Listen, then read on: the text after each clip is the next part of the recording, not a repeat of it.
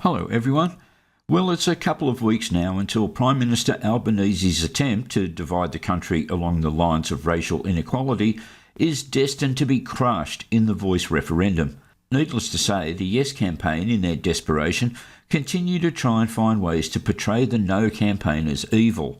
And not unlike the government, who's not meant to be taking sides and remain impartial, the national broadcaster, the ABC, that's the Aboriginal bum-licking channel, continue to have their news production teams clasp at straws in a vain attempt to try and get the extreme left's favourite undertaking, that of racial inequality, across the line. A former Twitter executive in charge of monitoring lies and abuse on the platform warns the Voice referendum is a prime target for online disinformation campaigns. It comes as research finds major social media platforms are approving dozens of false paid ads about the Voice. ABC investigative reporter Pat McGrath has more. An experiment was undertaken by a research firm called Reset Tech, a lobby group and research firm. A lobby group and research firm? Is that a thing, is it? Let me guess, they do research and then skew the results of said research to facilitate lobbying for the ideologies they believe in. Why else would the words research and lobby belong in the same sentence? And they found that they created a range of clearly false advertisements around the Voice to Parliament, which they submitted to X as well as TikTok and to Facebook as well. And in every case, with the case of X, those ads were approved, and they were clearly misleading. They were saying things like the date of the referendum had changed, that the yes vote had already won, or the no vote had already won, and clearly they were false, and they were still permitted to run. They didn't actually publish those ads, but they were approved. Point 1. You're only showing supposedly misleading ads from the No campaign, implying that misleading ads only come from the No camp. Point 2. By your own admission, those ads didn't even run anyway. So why is this even news? And in what way was the referendum adversely affected by ads that no one ever saw, given that they weren't even published? In a moment, I'll show you an example of misleading or false ads that did run, that you oh so conveniently ignore in your unpartisan and thorough investigative journalism. Sarcasm intended.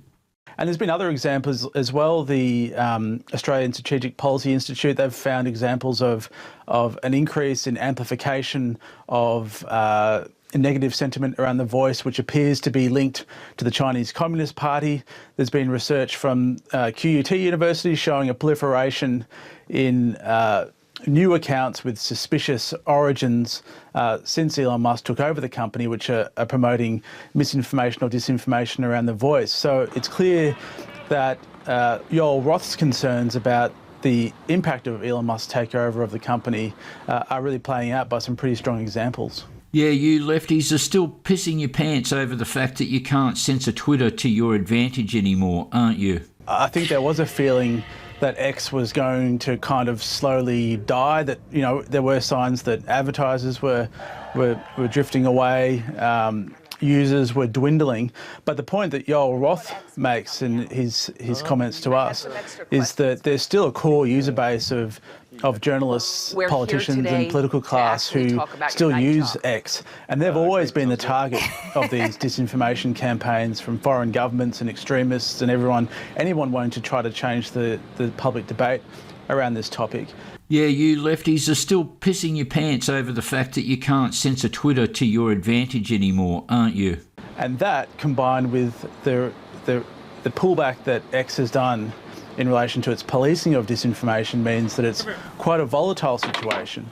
And it does seem like it's playing out with a whole range of misinformation, disinformation lies that are popping up on X at the moment. We've tried to ask X about this, but unfortunately they didn't respond to our request for a response to Yoel Roth's comments, but I think we've got a few weeks left to see exactly how this all plays out. Well, Billy Joe Armstrong lookalike wannabe, I'm really looking forward to seeing how the impact of ads that never run plays out also. Like fucking duh. Meanwhile, back in the real world, There's been the Yes campaign ads that have been interrupting your mobile phone usage every 20 seconds and confronting you left, right and centre every time you enter your local shopping mall. I'm sure you've seen them. How could you not when your tax dollars are being used to pay for them, even if you're a no voter? It begins with questions like, will I live as long as other Australians? But then my personal favourite, will I be able to learn the language of my people? The ads then close with, yes makes it possible.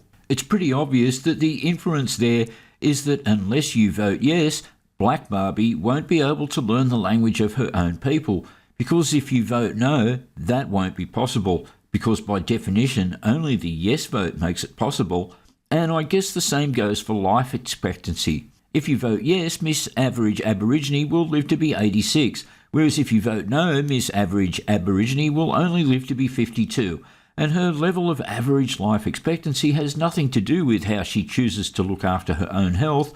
No, it's all dependent on how you vote in the referendum. Misleading and a lie? Oh, only completely, but don't you concern yourself, ABC, about drawing any attention to those blatant lies. You just concentrate your efforts on those evil and lying no campaigners. Anyway, as I said, I particularly like the will I be able to learn the language of my people narrative. There is, of course, no law against learning languages. If that's what you want to do, go for it. In reality, though, it's kind of like a niche hobby, isn't it? It doesn't have much practical application in the universal scheme of things. Personally, I don't think that Gandawongi Jabba Kanabingi, as a substitute for the, is going to catch on, especially in places like Belgium, Argentina or Spain, where English is taught as a second language expressly for the purpose of their citizens being able to communicate when abroad. English is the global language. Get used to it.